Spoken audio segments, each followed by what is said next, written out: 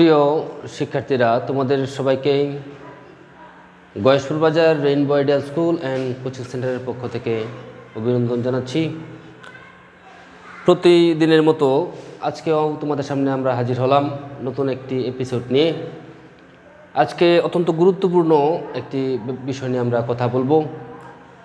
ইংরেজিতে যে বিষয়টি না জানলে অনেক ক্ষেত্রেই অনেক গ্রামারের যে সমস্যাগুলো থাকে এগুলো সমাধান করা সম্ভব হয় না। তো এই মোস্ট ইম্পর্টেন্ট একটি টপিক হচ্ছে অক্সিলিয়ারি ভার্ব। তো এই অক্সিলিয়ারি ভার্ব সম্পর্কে আজকে আমরা আলোচনা করব যে এই অক্সিলিয়ারি ভার্ব কোনগুলো এবং এই অক্সিলিয়ারি ভার্বগুলোর যে ব্যবহার তোমরা দেখে থাকবে তোমাদের বইগুলোতে যে সব জায়গাতেই অক্সিলিয়ারি ভার্বের ব্যবহার রয়েছে। তো এই ভার্বটা কখন প্রিন্সিপাল ভার্ব হিসাবে কাজ করবে, কখন সে অক্সিলিয়ারি ভার্ব হিসাবে কাজ করবে, এবং সবচেয়ে গুরুত্বপূর্ণ বিষয় যেটা সেটা হচ্ছে এই ভার্বগুলো তোমাদের ইংরেজি বইয়ের যে একটি গ্রামারের আইটেম রয়েছে যে রাইট ফর্ম অফ ভার্বস, পাশাপাশি গ্যাপ ফিলিং থেকে শুরু করে বিভিন্ন জায়গায় এইটার ব্যবহার সবচেয়ে বেশি হয় right form verbs, gap filling এগুলোর মধ্যে। তো এই রাইট ফর্ম ভার্বের মধ্যে আমরা এগুলার ব্যবহারগুলো কীভাবে করবো এটা জানাটা খুবই গুরুত্বপূর্ণ। আর এগুলো না জানলে রাইট ফর্ম ভার্বস করাটা এত সহজ বিষয় না। এই কারণে আমাদের পরবর্তী টপিকটা হবে রাইট ফর্ম ভার্বস। তার আগে আমরা এই অক্সিলিয়ারি ভার্ব সম্পর্কে একটু কথা বলে নিলাম। তো অক্সিলিয়ারি ভার্ব এর বাংলা হচ্ছে আমরা জানি যে সাহায্যকারী ক্রিয়া। তার মানে যে ভার্ব নিজে নিজে কোনো অর্থ প্রকাশ করতে পারে না, নিজে নিজে অন্যের সাহায্য ছাড়া সে অর্থ প্রকাশ করতে পারে না, সেটাই হচ্ছে অক্সিলিয়ারি ভার্ব বা সাহায্যকারী ক্রিয়া। আমাদের তথাকথিত এইভাবে আমরা বলতে পারি স্বাভাবিকভাবে।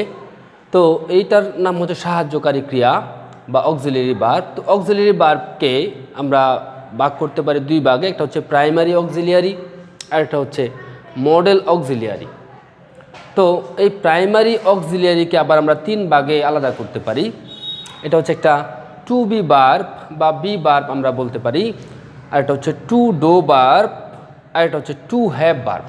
তো সবগুলো মিলিয়েই কিন্তু প্রাইমারি অক্সিলিয়ারি, অর্থাৎ সে যদি হয় বাবা, এই তিনটা হচ্ছে তার সন্তানাদি।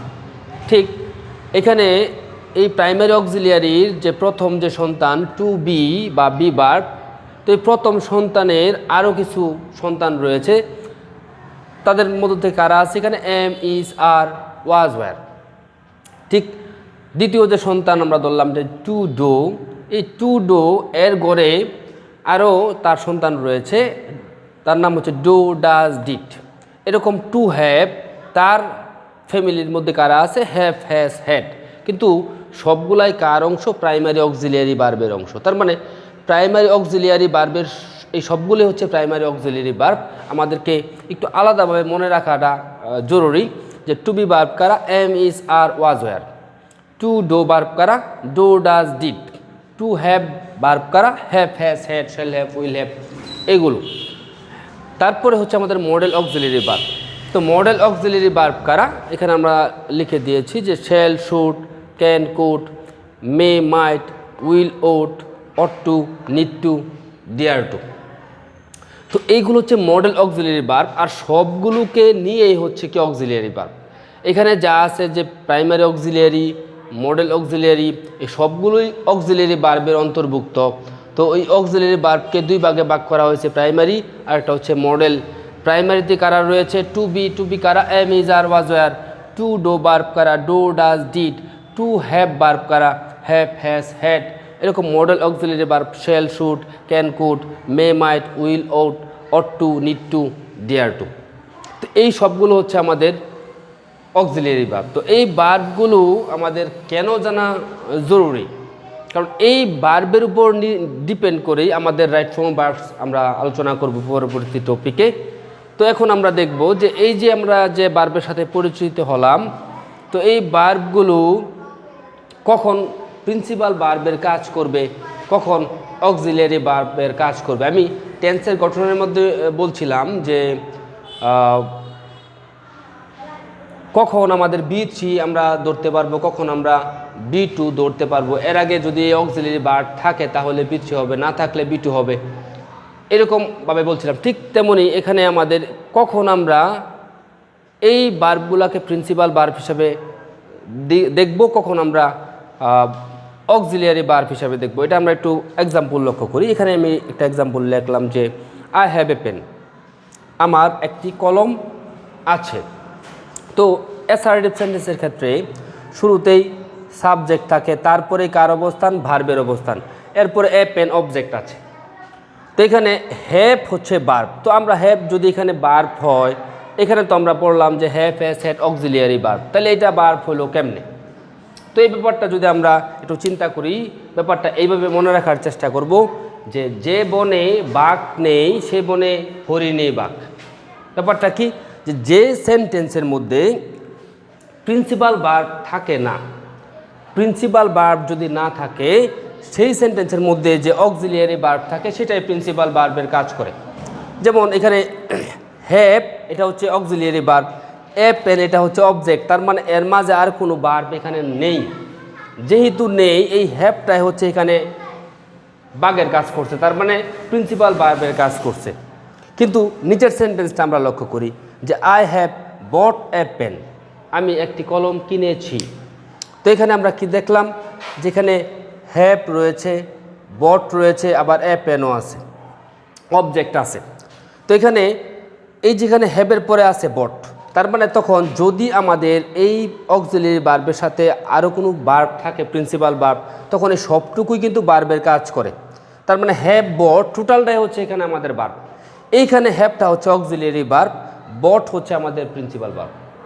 এখন এখানে যেহেতু আমাদের বট, ডান, কট কিছুই ছিল না, তার মানে এখানে শুধুমাত্র হ্যাভ, এই কারণে হ্যাভটা এখানে প্রিন্সিপাল ভার্ব। তার মানে যে সেন্টেন্সের মধ্যে প্রিন্সিপাল ভার্ব নেই, সেই সেন্টেন্সের মধ্যে অক্সিলিয়ারি ভার্বেই প্রিন্সিপাল ভার্বের কাজ করবে।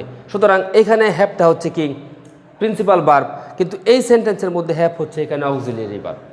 ঠিক আরেকটা এক্সাম্পলের সাহায্যে আমরা চিন্তা করি যে he is a teacher, I M a student.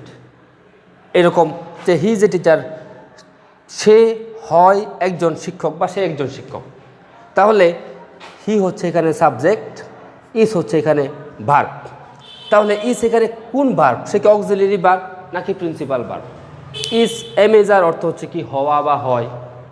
তাহলে এইখানে যেহেতু আর কোনো ভার্ব নেই, প্রিন্সিপাল ভার্ব নেই, এ টিচার এটা হচ্ছে এই সেন্টেন্সের অবজেক্ট, এখানে এই ইজের পরে আর কোনো ভার্ব নেই, সুতরাং এখানে ইজটাকে প্রিন্সিপাল ভার্বের কাজ করছে।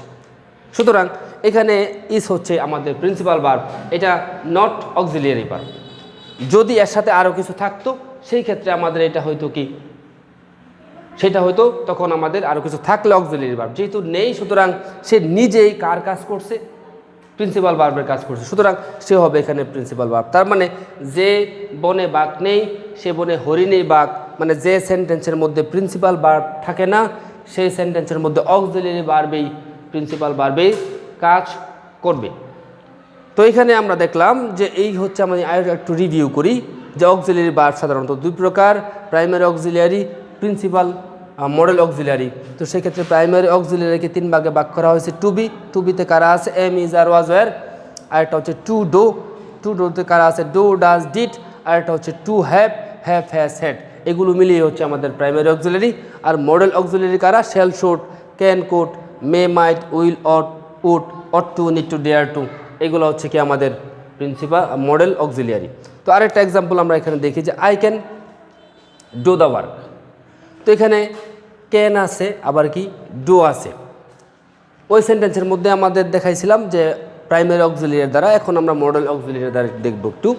যেখানে ক্যান হচ্ছে মডেল অক্সিলিয়ারি ভার্ব, আর ডু হচ্ছে এখানে প্রিন্সিপাল ভার্ব। ডু হচ্ছে এখানে প্রিন্সিপাল ভার্ব। তো এখন এই যে এখানে ক্যান আছে, এরপরে ডু বসলো কেন? ডিডও তো বসতে পারতো, ডানও তো বসতে পারতো।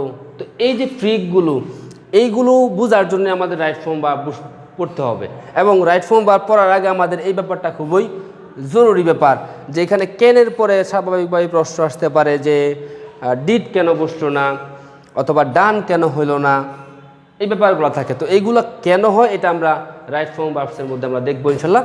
তো এই ছিল আমাদের অক্সিলিয়ারি ভার্বের সম্পর্কে কিছু তথ্য। এই তথ্যগুলো যদি আমরা শিখতে পারি, জানতে পারি, তাহলে অবশ্যই আমরা পরবর্তী যে টপিক আমরা আলোচনা করব এটা অবশ্যই খুব সহজে আমরা করতে পারবো। ধন্যবাদ সবাইকে।